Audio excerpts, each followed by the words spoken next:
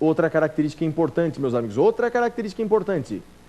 O veto ele é supressivo, ou seja, o presidente da República ele só pode suprimir parte do texto. Através do veto não se acrescenta nada. Através do veto apenas se subtrai, apenas se retira. Portanto, o veto ele é supressivo. E a característica mais importante agora, minha gente, o veto ele é relativo. O veto ele é relativo, também chamado de superável. O que significa isso? O veto é relativo ou superável. Resposta nós encontramos no artigo 66 da Constituição Federal e é a seguinte: o Congresso Nacional pode rejeitar aquele veto presidencial, então o Congresso pode rejeitar o veto do presidente no prazo de 30 dias. 30 dias a contar aí da comunicação desse veto. Então, o Congresso pode rejeitar esse veto no prazo de 30 dias, com as seguintes características.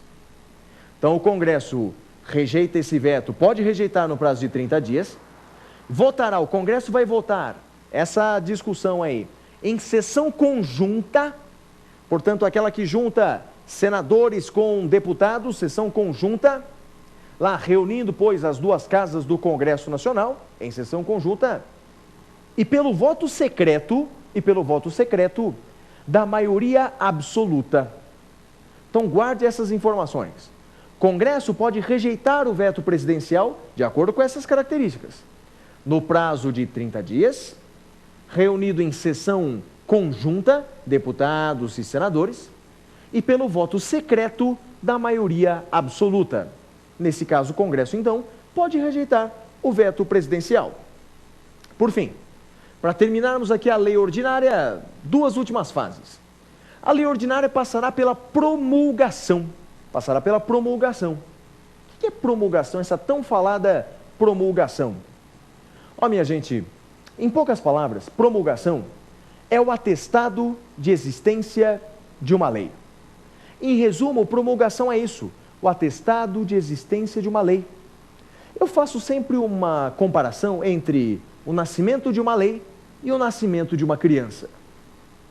Quando nasce uma criança, os pais comemoram, e aí normalmente o marido vai até o cartório e faz o registro de nascimento, não é? A certidão de nascimento. Com relação à lei é muito, mas muito semelhante. No momento em que o presidente sanciona aquele projeto de lei, se torna uma lei. E com a promulgação, apenas certificaremos a sua existência. E quem é responsável, eu pergunto a vocês, quem é responsável pela promulgação das leis ordinárias? Quem será que promulga as leis ordinárias? Bem, segundo a Constituição Federal, responsável pela promulgação das leis ordinárias é o presidente da República. Então, quem promulga a lei ordinária é o presidente da República, mas ele tem prazo, hein? Ele tem prazo. Prazo de 48 horas. Então, o presidente, ele deve então promulgar aí essa nova lei ordinária no prazo de 48 horas, a contar da sua sanção, ou eventualmente, a contar aí da rejeição ao seu veto. O presidente tem 48 horas. E aí eu pergunto a vocês, a Constituição fala disso. E se o presidente não fizer isso em 48 horas? Qual a consequência se ele não fizer isso em 48 horas? A Constituição responde. Se o presidente não promulgar a lei em 48 horas, quem vai promulgar é o presidente do Senado. Quem vai promulgar é o presidente do Senado. E se esse não fizer em igual prazo, quem vai fazê-lo é o vice-presidente do Senado. O vice-presidente do Senado. Guardou? Então, quem promulga o projeto de lei ordinária, quem promulga a lei ordinária é o presidente da República em 48 horas. Se ele não fizer, o presidente do Senado, e se esse não fizer, o vice-presidente do Senado. E por fim, depois de promulgada uma nova lei ordinária, ela será publicada, ou seja, ela constará do Diário Oficial para que seja do conhecimento de todos. Então teremos a publicação dessa nova lei ordinária. E a partir do momento em que essa lei é publicada no Diário Oficial, presume-se que todos tiveram acesso. Então, presume-se que todos tiveram conhecimento ao seu conteúdo, acesso ao seu conteúdo.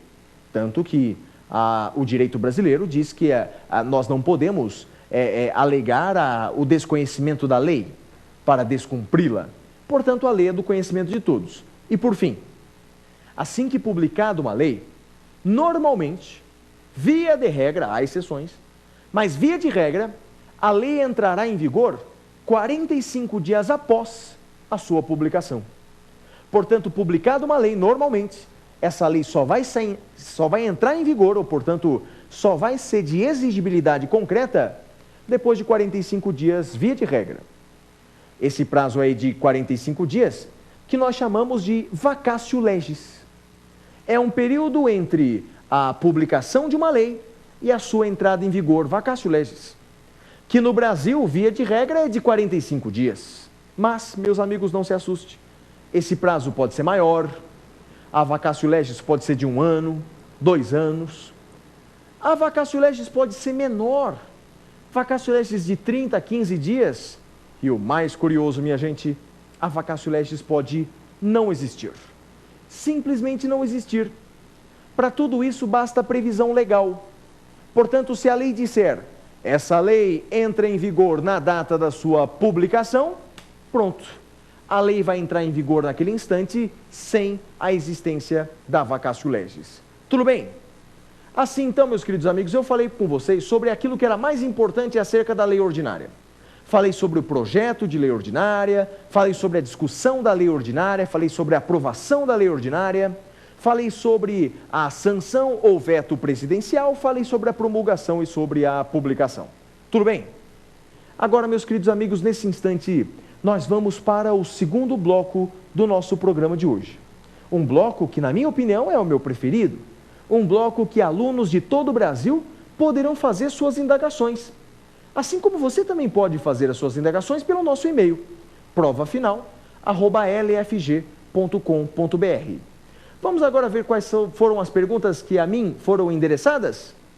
Vamos então ao segundo bloco do nosso programa. Vamos a ele. Pergunte ao professor.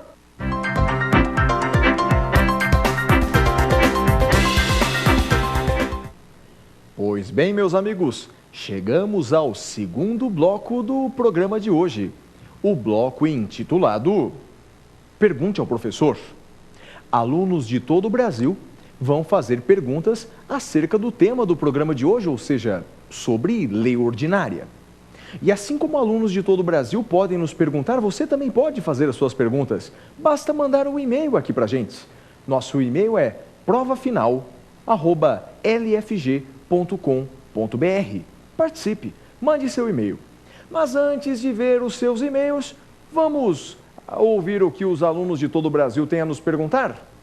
Vamos à primeira pergunta de hoje. Vamos a ela. Pergunte ao professor. Professor, quais são os requisitos para que o povo possa fazer projeto de lei ordinária? Essa é uma das perguntas realmente mais importantes dentro do direito constitucional. Quais são os requisitos para que o povo possa fazer um projeto de lei ordinária? É a chamada iniciativa popular. Meus amigos, isso de certa forma faz parte até da nossa democracia. A democracia brasileira, prevista lá no artigo 1º, parágrafo único da Constituição, pode ser denominada como uma democracia semidireta. E eu explico por quê. Nossa democracia é semidireta porque, além de termos os nossos representantes que falam em nosso nome, que decidem em nosso nome, há algumas situações na Constituição Federal que o povo toma decisões diretamente. Há hipóteses na Constituição Federal que o povo decide diretamente.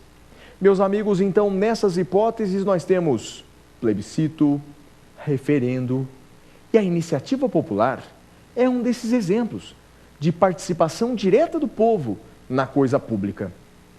E a iniciativa popular, ou seja, a possibilidade do povo fazer projeto de lei, isso depende se a lei é federal, estadual ou municipal.